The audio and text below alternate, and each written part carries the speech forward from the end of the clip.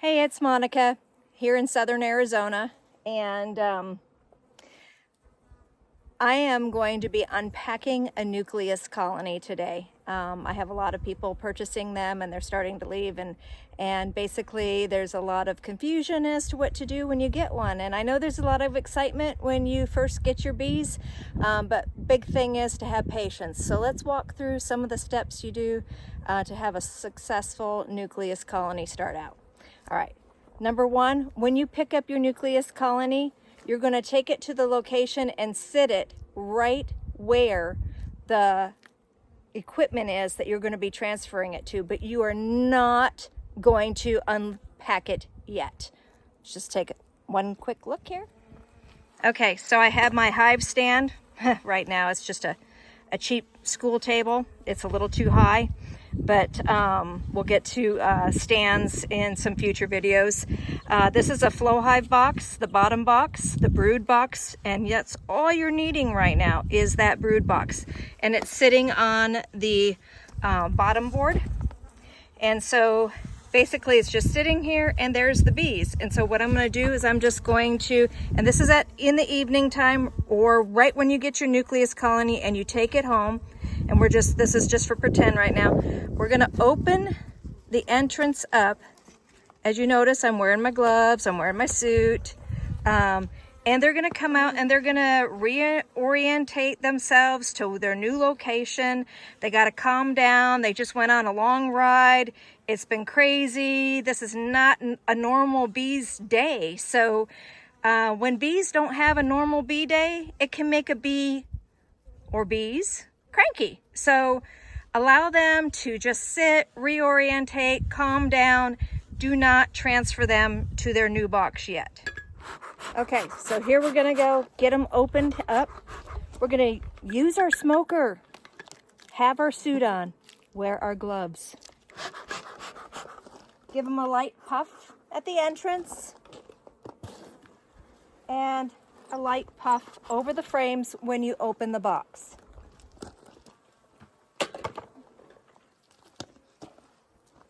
Okay, so now let's take a look. Okay, so what we're going to be doing is transferring these 5 frames to this 8 frame box. So basically, when you take them out, you're going to look for the comb that's going to give you an area of least resistance. So basically, I had just put these in here so they're not real tight. So rock them back and forth. Pull this frame completely straight up, and I don't have help here, so I'm having to do this just with one hand while I'm filming. So let me show you here what I'm doing. So I'm gently and slowly pulling it straight up.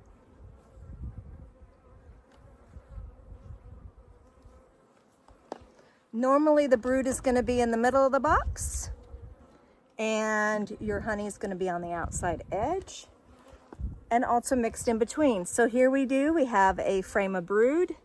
It's got a little honey on the top. Brood. But notice this is sealed brood. Brood comes in all different sizes. It can be eggs, it can be larvae, it can be sealed brood. So a brood frame might not look like a brood frame. Some people, actually, how do I say this? Some people think that if it's not sealed, it's not considered brood. I tell you, if the queen has laid an egg in it, it is baby bees. It is brood. Take a look at this. This looks completely empty. It is not. This is all eggs. This is all laid up. This is all brood. Beautiful. Looking good, girls. So this goes right into the middle as well. This is brood. It's not sealed, but it's brood.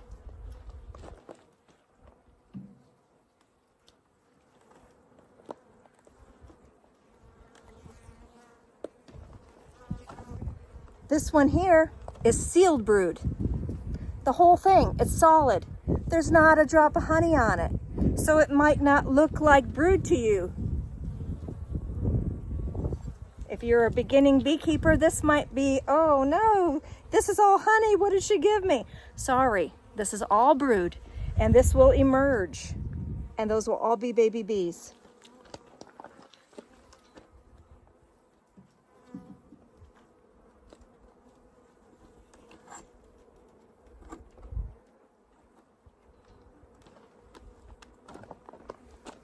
More brood. Sealed brood. Not all will look like this. They will look a little different. It's up to you. You're getting a nucleus colony. You should have already done some homework. You should have took some classes. You should already know the difference between looking at brood, looking at honey, or you should have a mentor to assist you. Now, don't panic. There is a queen cell right here. This is not a queen cell that's replacing the queen. That's just a practice cell. You should already know this as somebody who just received a nucleus colony. So again, brood. Putting this in.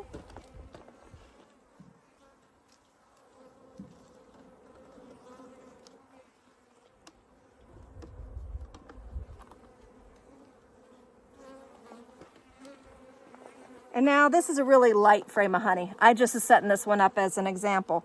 But this actually, even though it has some honey on it, it actually even has some brood. So this is like a 5 frame, and you just have to learn how to analyze your comb so that you know what you're doing.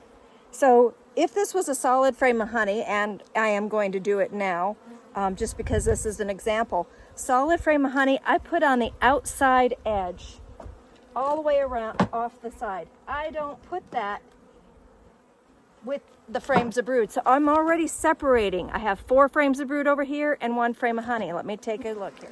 Here's your 4 frames of brood. Here's the 1 frame of honey. I have a separation going on. One of the big issues is I did not see the queen on those 5 frames. So now that means the queen is in the box and we need to locate the queen. You cannot just move things over and expect the queen to walk into the box. That just doesn't work. So let's look for the queen inside of the box. Okay, here she is. So if you are wearing thick gloves as a brand new beekeeper, you can use a queen clip and gently scoop her up like so and move her over into her colony. Or you can tap this box gently over the other box like so, trying to get the entire box in, and then just keep an eye out to make sure that the queen got transferred. All of the bees that are left in here, as long as the queen is in there, all of these are going to move into there. So what you're going to do is you're just going to set this box right next to this colony, and all of those bees will find their way into here. So this is no big problem. You got the queen, she is in there. This is perfect.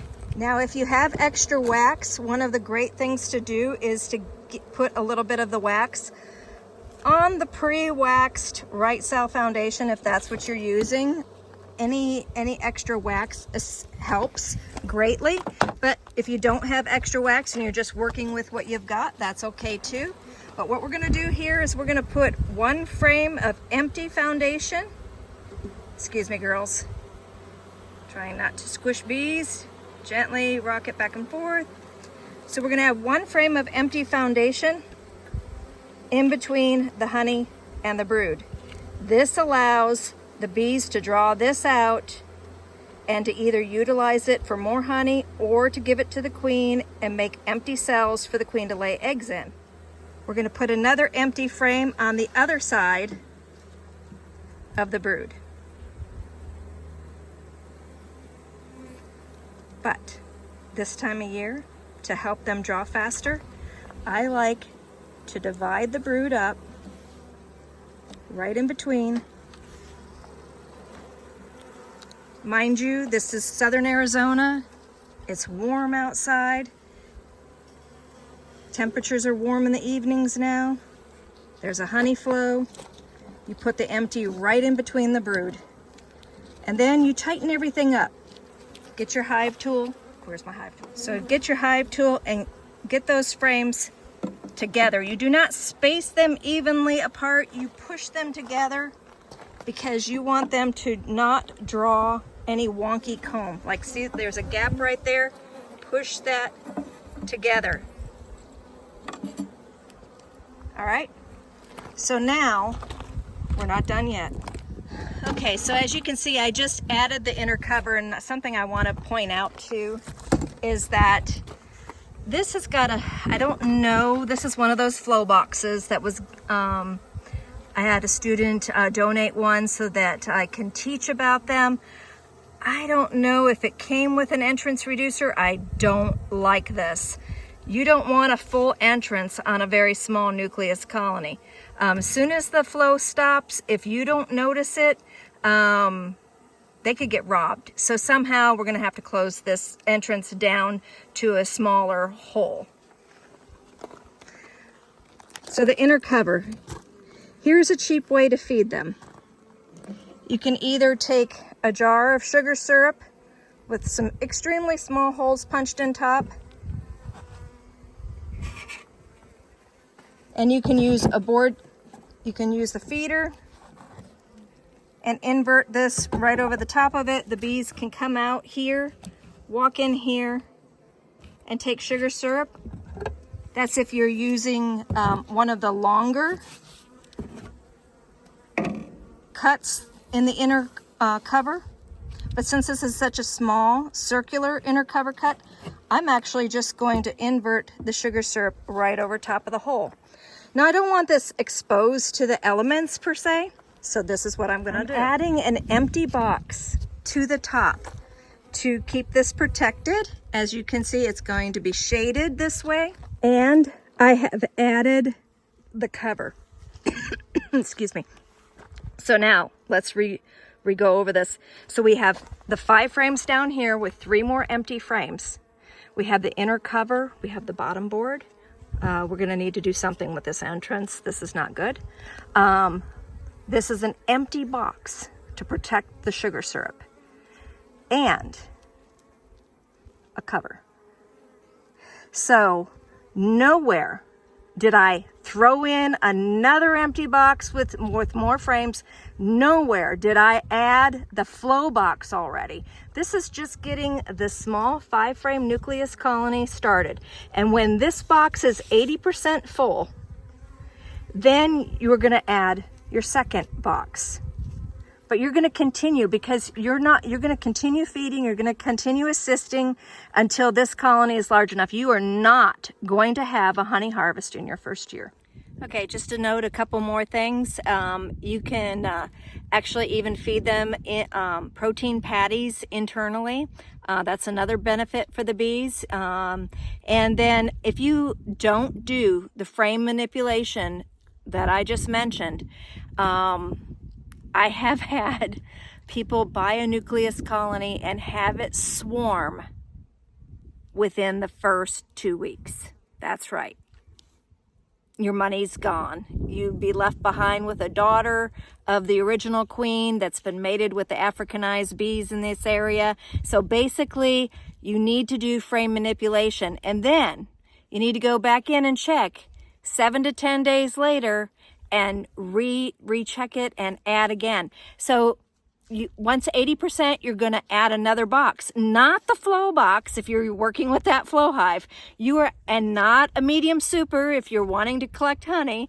You are going to add a second brood box, just for the queen. And if you've taken classes and if you've done your research, you know why. Have a great day. Good luck beekeeping.